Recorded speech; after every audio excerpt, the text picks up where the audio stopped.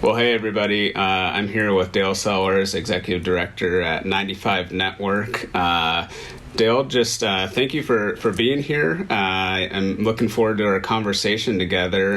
Before we jump into things, would love just to have you tell us a little bit more about yourself.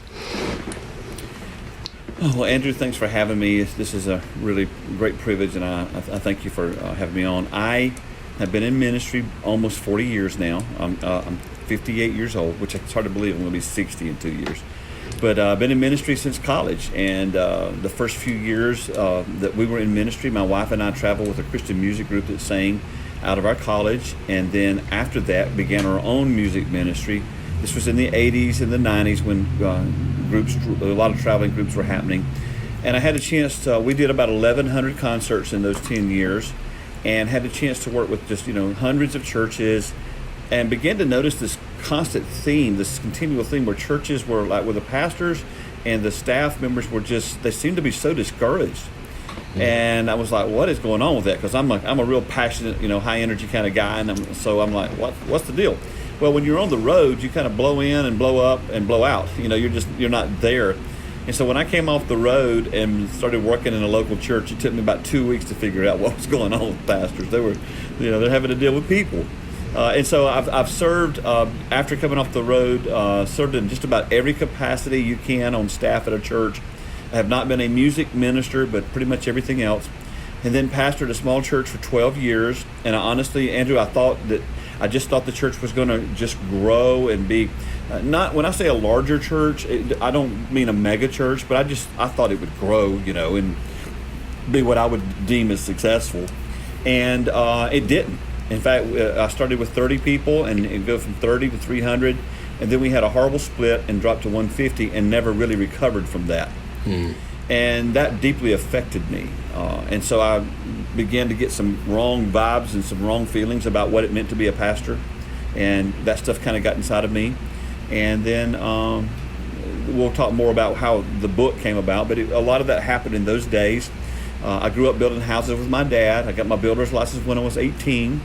I've been married for 38 years next week, and I have 3 great daughters and a awesome granddaughter who happens to be downstairs right now hanging out with her grandmother, and another grandchild on the way.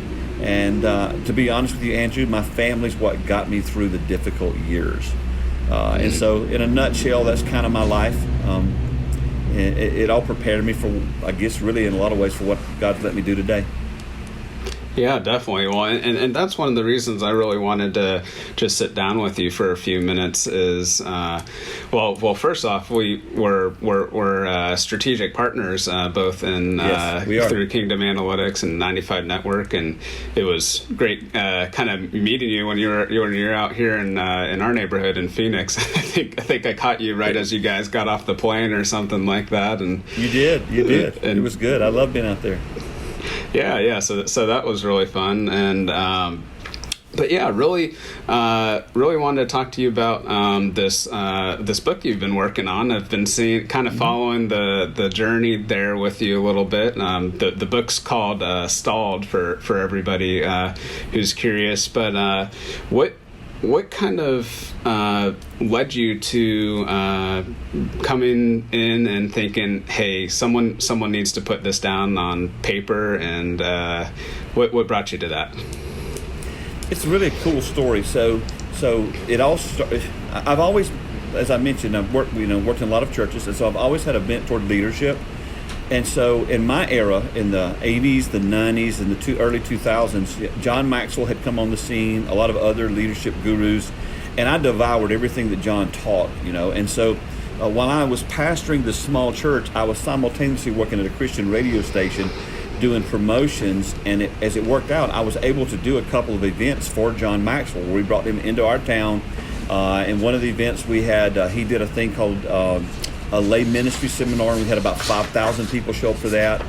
And then I did a thing for him called the Successful Stewardship Seminar, and we had, I think it was 1,200 pastors show up for that. And so throughout that, because I had promoted these events, John actually offered me a job to come to work for him.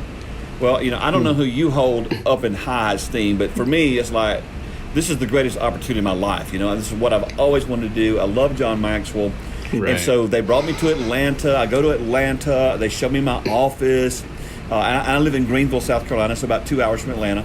And they showed me my office. And then we're there for the weekend. And then on Monday, Gina and I, my wife, we get on a plane, a private plane with John, and fly from Atlanta to Spartanburg, South Carolina for that event that drew the 1,200 people. Then we fly to Nashville, Tennessee, and then we fly from Nashville back to Atlanta on a private plane with John Maxwell. And the only other person on the plane beside the pilot was a guy named Kevin Small, who was the president of Enjoy back then. But Kevin stayed in Nashville, and so when we flew back, it was just me and my wife Gina and John Maxwell on a plane. Wow. And he's offered me this job. I mean, I'm thinking we're just going to keep going and go right on up to heaven, you know. And so he's there and he offers me this job, but I knew, Andrew, it wasn't the right time for me to take that job. Back then, they were doing a thing called simulcast because we didn't have the technology we have today. And I would be going before he did an event. I would be going to all these different churches all around the country and getting things set up for this particular event. And so I would have moved my family to Atlanta, and then my oldest daughter was in the 8th grade, my middle daughter was in the 6th grade, my baby girl was in the 3rd grade, and I would be gone all the time. And I just knew it wasn't the right time for us to move to Atlanta and go there and then me be gone. But honestly, Andrew, the secondary reason that I didn't take that job is because I knew there's some things in my life that weren't ready yet. So I turned it down. And then that was May. And in June, we go through a church split because I'm pastoring a church at the same time. And so I'm like, John, can I have that job? You know, can you give me the offer back? Because, you know, it's just like, you know, I went from the highest highs to the lowest lows and really never recovered from the church split. So the church went on another 6 years. And then that season was over.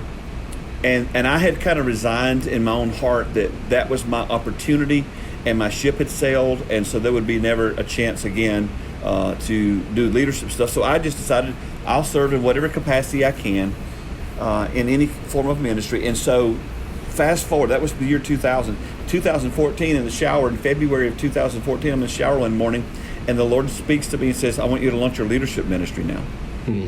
And I'm like, are you kidding me? I mean, I don't know what to do. I'm not in the loop. And he's like, yeah, I know. I got you right where I want you.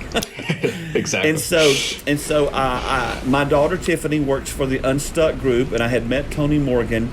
And so I just reached out to Tony just to get some advice. I didn't even know what was happening, what to do next. And I had to make a phone appointment. And I'm like, what's a phone appointment? I mean, you used to just call people. And so I had to make a phone appointment. So it was like 4 weeks later before I could talk to Tony. So I called Tony, I think it was early May or late April of 2014, and just to get advice, you know, and I'm all pumped up and I'm excited. I'm starting this new ministry. And about 15 minutes into the call, Tony stops me and says, Dale, I can't relate to you at all. Well, that is not what you want to hear. And I'm going, he goes, Dale, all I've ever done is work with large churches. I've never worked with small churches. And then I said, well, Tony, all I've ever done is work with small churches, but you need to understand that every small church pastor in America thinks he's going to have a larger church one day. I don't mean that they all think they're going to have mega churches, but nobody thinks they're going to pastor 30 people their whole life. And I said, I'm going to tell you something today I've never told anyone. And I said, Tony, I feel like a failure. I thought I'd be there by now. You know, I mean, here I am, and my life has not been successful. And what happened in that confession, Andrew, was I began to confess that I felt like Jesus was disappointed with me. And so I talked that through a little bit with Tony, and he goes, Dale, that's fascinating.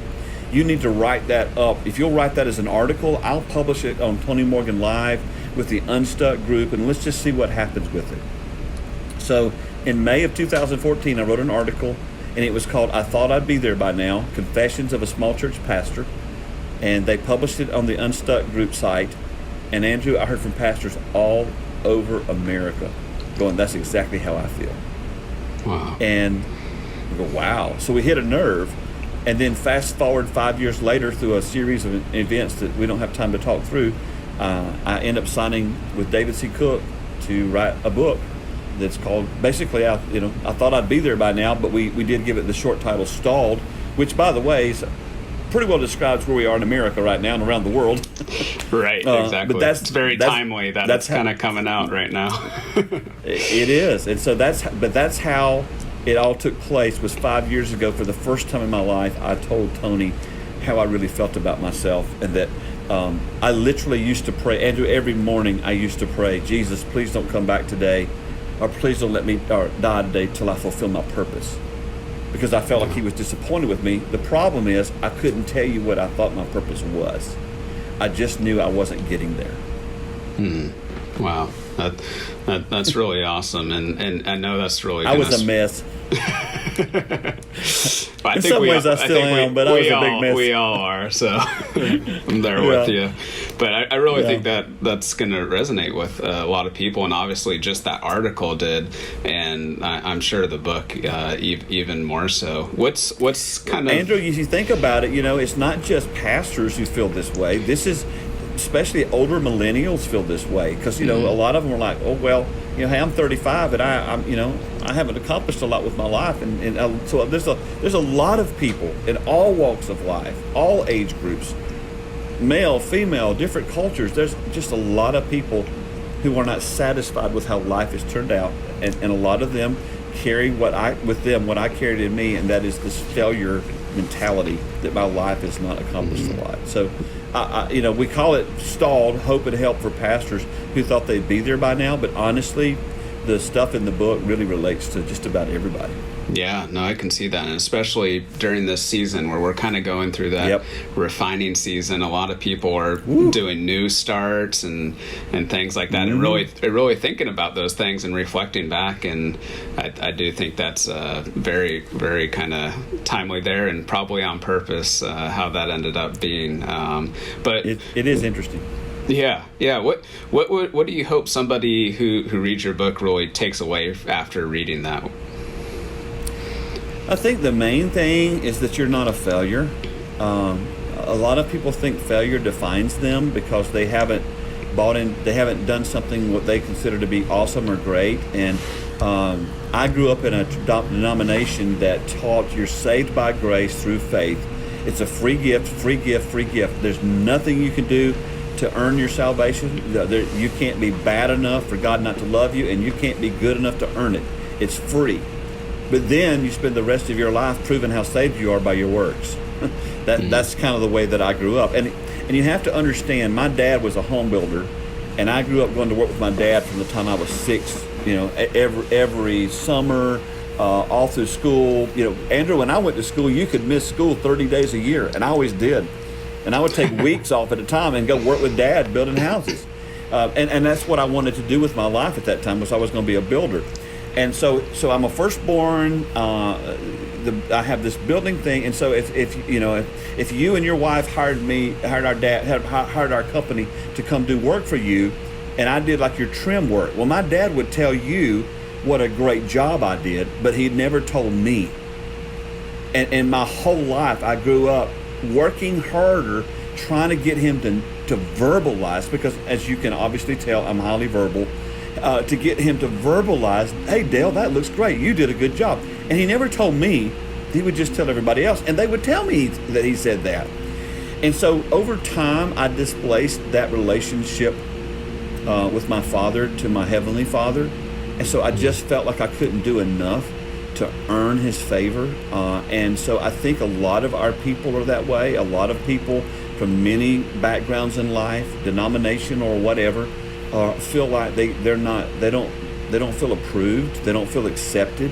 I know that's a huge thing in culture today is to be accepting, and churches to provide acceptance. And I just felt like I couldn't do enough. I couldn't earn I couldn't earn His favor because He was disappointed with me. I always felt like when I get to heaven, I'm gonna be a street sweeper in the corner because Jesus was like, Dale, you wasted your life. And I was just, there's so much more I could go into about that, but that is kind of where that is, where I think is going to hit a nerve. Is just a lot of us feel like we've failed, and that failure defines us. Yeah, definitely. Well, and that really brings me to something that I was kind of thinking about, just reading more about what you were writing about and hearing kind of some of the stories there, and just that thought of faith measuring and faithfulness, or versus measuring and kind of physical success that we define as success. And I'm just curious if you kind of had any thoughts there as you kind of gone through some of this. I used to pray every morning, Jesus, don't let me die till I fulfill my purpose. And now I pray, Jesus, live through me ever you want to. Because the pressure is not on me. And the deep-seated part of this comes from when I was a kid and growing up in South Carolina, we would have these things called youth rallies, like on Saturday nights, and there'd be a guest preacher come in, and this happened multiple times. They would say that when you get to heaven, there's going to be a video of your life playing for everybody, all of eternity to see, and it's going to show your life, and it's going to show all the people in hell that you didn't reach, because there are certain people, if you don't reach them, they're not going to get saved. That's a heavy burden for a student to carry. But when you're a firstborn who's already trying to get daddy's approval, and you feel like, there's these people that if you don't reach them, that God created you to reach them, dude, that puts a pressure on you that's very, very hard to overcome. And so I lived every day under that pressure, thinking that I'm not doing enough. I can't do enough. And honestly, Andrew, if you sat down and said, Dale, what is it? What's going to bring you satisfaction? I couldn't tell you. So when I say I thought I'd be there by now, I couldn't define there. And I think that's where a lot of people are. They're in their marriage.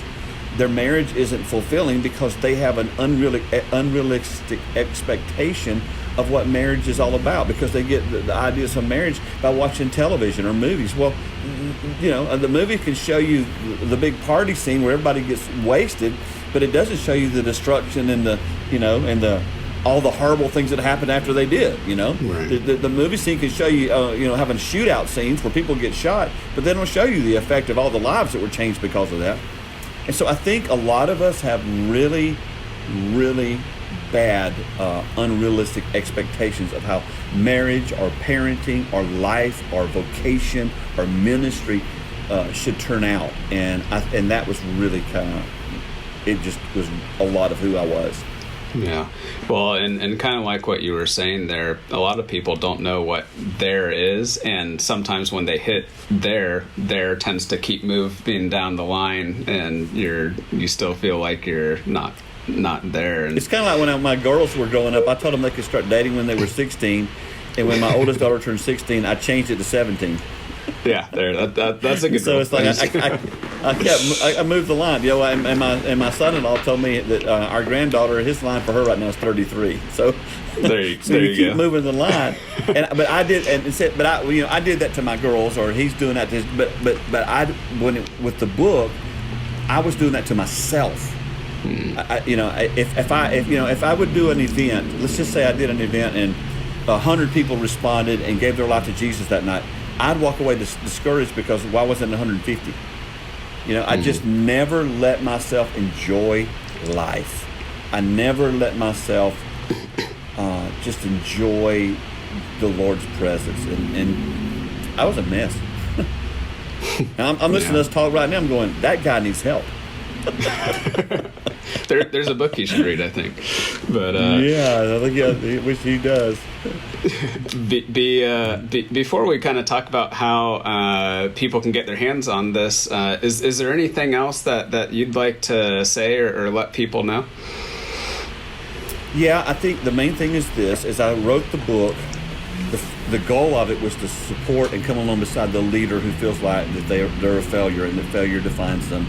And who feel like they thought they should be there by now. So I'm writing the book, and then I hit writer's block about halfway through it, and I'm like, there's a deeper message here than just the stuck leader, the stuck pastor, the stuck businessman, the stuck dad. Well, there's a deeper message here for someone who feels stalled out. And that particular Sunday that I was really thinking this through, our youth group from our church, they always go, they do this huge youth event every year, and the Sunday following, they do youth service at the church. And that particular day, they led worship, and we were baptizing young people, and young people were giving testimonies. And it's like the Lord just kind of opened up my head and downloaded to me the second focus of this book is not just so we could get you healthy today, but so that you understand it's not about just today, it's about the future. And we've got to get our churches and our organizations and our ministries to understand it's not just about being healthy today. We've got to leave a legacy. We've got to reach the next generation. I'm not one of these guys that's a quote-unquote old people hater. I don't think the problem in the church world is specifically because we have older saints, but I do think we've got to be intentional about closing the generation gap. And so it's not enough for you just to be healthy today and to stop thinking you thought you would be there by now. You've got to begin to develop intentional ways to connect with and reach the next gen if what you're doing, if what you're leading is going to really have a long-term effect. And so that would be the thing that I want people to understand. The book's in 3 sections. The first one is why can't I get there? The second one is what will I find there? And both of those sections kind of deal with your own personality and the own things you're working through. But the third section is the joy of living there. And the focus of that is to get us off of ourselves to reaching that next generation.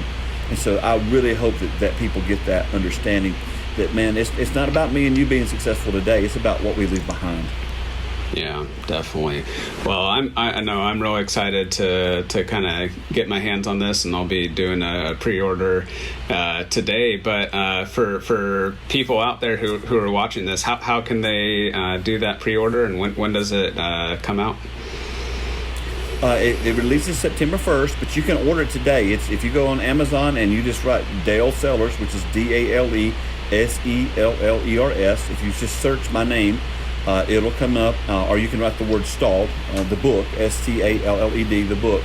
That way it'll come up too. And you can pre-order it now. And honestly, if anyone's interested in getting the book, it would be very helpful for us. If you already know you're going to get it, it would be so helpful if you would go ahead and pre-order it, because that helps Amazon to promote it better for us, which would be just another caveat, another blessing of you pre-ordering. So, but it's really simple. That's how you do it.